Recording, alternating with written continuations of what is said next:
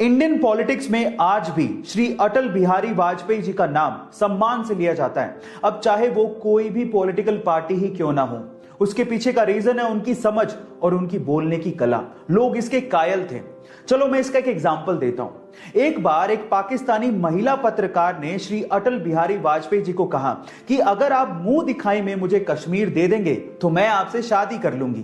तो इस बात पे अटल बिहारी वाजपेयी जी ने जो बेबाक जवाब दिया वो आप लोगों को सुनना चाहिए, मजा आ जाएगा। उन्होंने कहा ठीक है, पर मुझे दहेज में पूरा का पूरा पाकिस्तान चाहिए। तो इस बात पे महिला पत्रकार बिल्कुल चुप हो गई। गाइस, आपका इस घटना के बारे में और अटल बिहारी वाजपेयी जी के बारे में क्या ख्याल है, चैट सेक्शन में जरूर लिखिएगा। और गाइस, बड़े बुजुर्ग कहकर गए थे कि जिस दिन पानी बिकना शुरू हो जाए उस दिन समझ लेना कि कलयुग आ गया। अब कलयुग तो आ ही गया है, सब लोग देख रहे हैं पानी बिक रहा है। लेकिन हम इंसान इससे भी एक कदम ऊपर चले गए हैं, क्योंकि आजकल पानी के साथ साथ शुद्ध हवा भी बिक रही है। कैसे, मैं आपको बताता हूं। गाइस, ये सबको पता है कि दिल्ली की आबो हवा बहुत खराब है, लोग शुद्ध हवा को तरसते हैं। अब इसी का फायदा वहां के कुछ लोगों ने उठाया और वहां पर शुद्ध हवा को बेचने के लिए ऑक्सीजन बार्स खुल गए हैं, जहां पर मात्र 15 मिनट अगर आपको शुद्ध ऑक्सीजन लेनी है तो आपको 299 रुपए तक पे करने पड़ते हैं। अब आप सोचिए इसे क्या कहेंगे, कलयुग या महाकलयुग। इसे व्यंग के तौर पर ही लीजिएगा, लेकिन स्थिति भयावह है, जरा गौर करिएगा। गाइस, शौक बहुत बड़ी चीज है और उसके लिए लोग कुछ भी कर डालते हैं। चलो मैं इसका एक एग्जांपल देता हूं। लंदन में एक सरदार जी हैं जिनका नाम है रुबेन सिंह जी।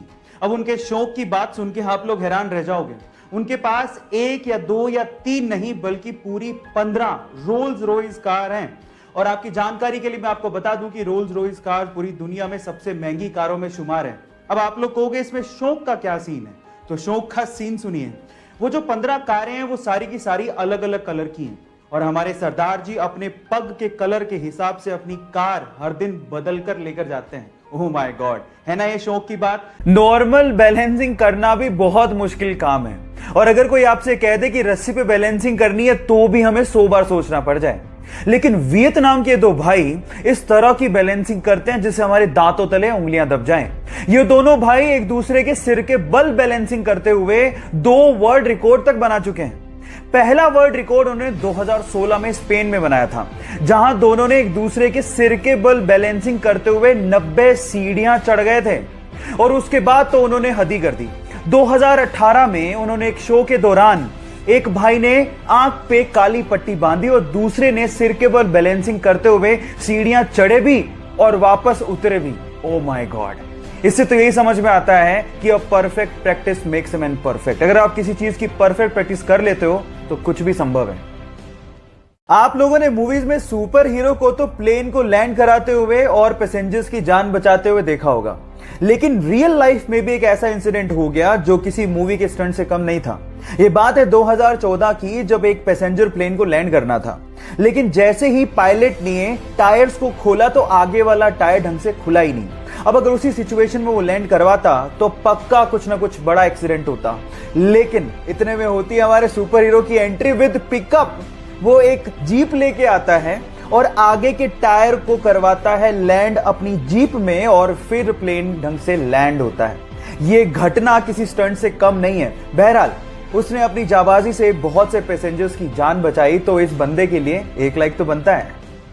उसका जन्म मुंबई के एक चोल में एक स्टंट मैन के घर पे हुआ। पिताजी को काम के इतने पैसे नहीं मिलते थे, इसीलिए वो चाहते थे कि उनका लड़का कम से कम पढ़ लिख कर एक नौकरी लग जाए।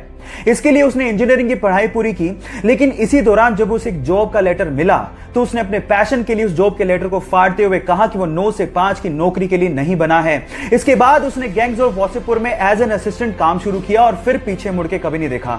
मसान मूवी से उसने सबका ध्यान अपनी तरफ खींचा, राजी मूवी से सबके दिलों में जगह बनाई और संजू मूवी के कमली किरदार से उसने सबको रुला के रख दिया। फिर उसके बाद उरी मूवी में दमदार किरदार करके नेशनल अवार्ड तक जीता।